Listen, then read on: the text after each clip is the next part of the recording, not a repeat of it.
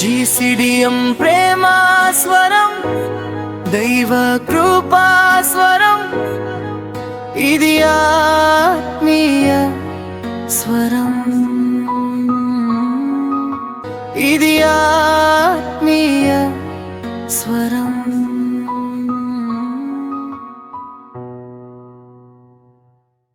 ప్రభువైన యేసుక్రీస్తు నామమున మీకందరికీ శుభం కలుగును గాక. జీసీడీఎం పరిచయ ద్వారా యూట్యూబ్ ఛానల్ దైవ కృప స్వరము అనేటువంటి కార్యక్రమం ద్వారా దైవ వాక్యాన్ని అందజేయటానికి కుటుంబాలకు, అలాగే సంఘాలకు, వ్యక్తిగతమైన విశ్వాస జీవితాలకు ఆదరణకరంగా మీకందరికీ శుభములు. యేసుక్రీస్తు నామమున మీకందరికీ సమాధానం కలుగును గాక.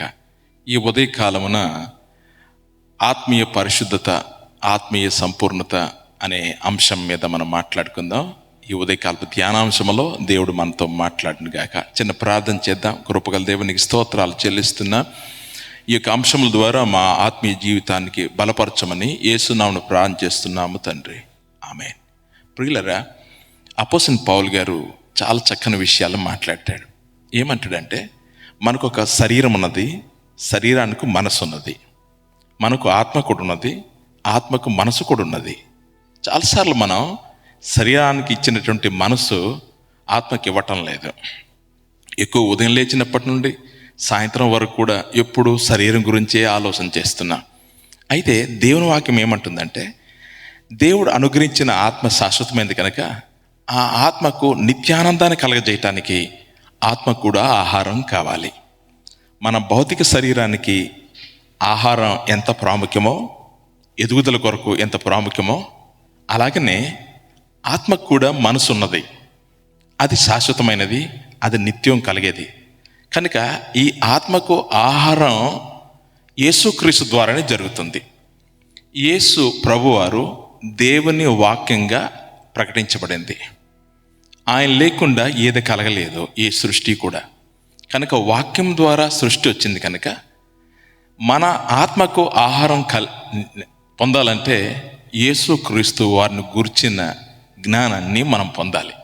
అలా పొందినప్పుడు మాత్రమే మన ఆత్మకు శాంతి, సమాధానం అని ఉంటుంది. ఈ ప్రస్తుత కాలంలో ఎంత కష్టాలు ఉన్నాయంటే, ఉదయం లేచినప్పటి నుండి సాయంత్రం వరకు, సాయంత్రకాలం నుండి ఉదయకాలం వరకు ఎన్నో సమస్యలు, బాధలు, శారీరకమైన ఒత్తిళ్ళు, మానసికమైన ఒత్తిళ్ళు. ఎంత సంపాదించినా, ఎంత కష్టపడినా ఏదో అశాంతి, ఏదో ఆవేదన కలిగినట్లుగా ఉన్నది కదా. చాలామంది అనుభవాలు అదే ఉంటుంది. నా జీవితంలో కూడా అలాగే ఉండేది. కానీ ఎప్పుడైతే నా ఆత్మకు ఈ వాక్యము అందిందో, దేవుని వాక్యము, క్రీస్తు గూర్చిన వాక్యము ఎప్పుడైతే నాకు అందిందో, రోజు రోజుకు అది ప్రాక్టీస్ చేసుకునేసరికి భౌతిక శరీరం ఎదుగుతుంది, అలాగనే నా ఆత్మకు జీవం కూడా పొందుతుంది. అప్పుడు ఎదుగుతూ ఉన్నప్పుడు ఎన్నో శ్రమలు నాకు కూడా వచ్చినాయి. ఆర్థికమైన ఇబ్బందులు కావచ్చు, మానసికమైన ఇబ్బందులు కావచ్చు, శారీరకమైన రోగం కావచ్చు, రకరకాల ప్రజలు రకరకాల రీతిగా మన గురించి మాట్లాడుతున్న మాటలు కొన్నిసార్లు మన హృదయాన్ని గాయపరిచేటట్లుగా ఉండొచ్చు. ఆ విషయాలను కూడా మనం తట్టుకోగలగాలంటే మన ఆత్మకు దేవుని వాక్యం చాలా అవసరం. కనుక దేవుని వాక్యాన్ని మనం చదవాలి. అయితే అపోస్తలుడైన పౌలు గారు ఎఫెసీయులకు రాసిన పత్రిక 4వ అధ్యాయం 11వ వచనంలో ఇలా అంటున్నాడు. ఏమంటున్నాడంటే, మనమందరము విశ్వాస విషయములోను దేవుని కుమారుని గూర్చిన జ్ఞాన విషయంలోనూ ఏకత్వము పొంది సంపూర్ణ పురుషుల మగు వరకు, అనగా క్రీస్తునకు కలిగిన సంపూర్ణతకు సమానమైన సంపూర్ణత కలవారు మగు వరకు ఇలాగో నిర్ణయించెను. సంఘము దేవుడు అనుగ్రహించిన గొప్ప బహుమానం ఏంటంటే, దేవుని వాక్యమును అర్థం చేసుకోవటం, క్రీస్తు గూర్చినటువంటి విషయం. ఎప్పుడైతే మనం విశ్వాసంలో రోజు రోజు ఎదుగుతూ ఉంటామో అప్పుడు మనం క్రీస్తు లాంటి సమానత్వం మనకు కలుగుతుందని అపోస్తలుడైన పౌలు గారు మాట్లాడతారు. ఇది హెబ్రీయులకు రాసిన పత్రికల్లో కూడా ఆయన ఏమంటాడంటే, మూల పాఠము అంటే ప్రభు నమ్ముకుంటే వారు రక్షణ వచ్చింది, మారుమనసు వచ్చింది, వాక్యం తెలుసు, ఫ్యూచర్ ఏం జరుగుతుందో కూడా తెలుసు. కానీ దేవుణ్ణి అంటే క్రీస్తులాగా అనుకరించకపోవటం వలన, ప్రాక్టీస్ చేయకపోవటం వలన, వెంబడించకపోవటం వలన ఎక్కడ వారం అక్కడే ఉండిపోతాం. అందుకే సమస్యలు వచ్చినప్పుడు మనం తట్టుకోలేము, హృదయం చాలా బాధపడుతూ ఉంటుంది.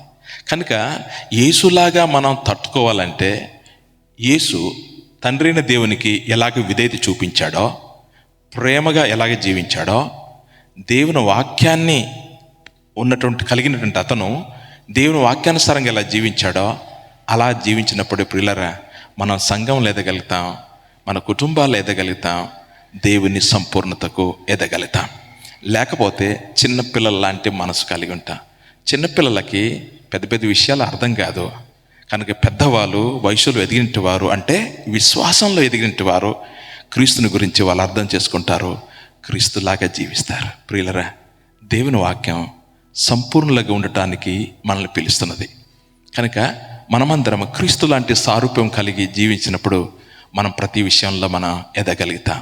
కనుక ప్రియమైనటువంటి సహోదరి సహోదరులారా, ఈ ఉదయకాలమున ఈ వాక్యం ద్వారా మీ మనసులో మీ జీవితంలో ఎన్నో ఇబ్బందులు ఉండొచ్చుగాక, కానీ మీరు క్రీస్తులాగా జీవించటానికి ఆయన అనుగ్రహించిన ఆత్మ వరముల చేత మీరు అనుభవించి జీవిస్తున్నప్పుడు మీ జీవితంలో లెక్కలేని ఆనందం, సంతోషం మీకు కలుగుతుంది. నేను పొందిన సంతోషాన్ని మీరెందుకు పొందకూడదా? నాకు వచ్చిన సమస్యలను ఎలా ఎదుర్కొన్నానో వాక్యం ద్వారా, అలాగే మీ జీవితాల్లో కూడా మీకు అంటూ వ్యక్తిగతంగా వచ్చిన ఎన్నో సమస్యలు ఉంటాయి. దాన్ని ఎదుర్కోవటానికి మీకు చాలా శక్తినిస్తుంది. కనుక మీరు నేర్చుకున్న ఆ యొక్క మొదటి పాఠం అక్కడే ఉండిపోకుండా యేసుక్రీస్తుని అనుకరించండి, యేసుక్రీస్తుని వెంబడించండి. అప్పుడు మీ జీవితంలో ఎక్కడలేని సమాధానం వస్తుంది. దేవుడు మిమ్మల్ని దీవించండి గాక. ఆమేన్. అందరికీ వందనాలు. వాక్యమును బట్టి చిన్న ప్రార్థన చేద్దామా? కృప కలిగిన దేవా, నీ సంపూర్ణత మాకు కావాలయ్యా. నీ వాక్యం ద్వారా మేము ఎదుగుటకు సంపూర్ణతలోనికి ఎదుగుట మాకు సహాయం చేయమని యేసు నామములో ప్రార్థన చేస్తున్నాము తండ్రి.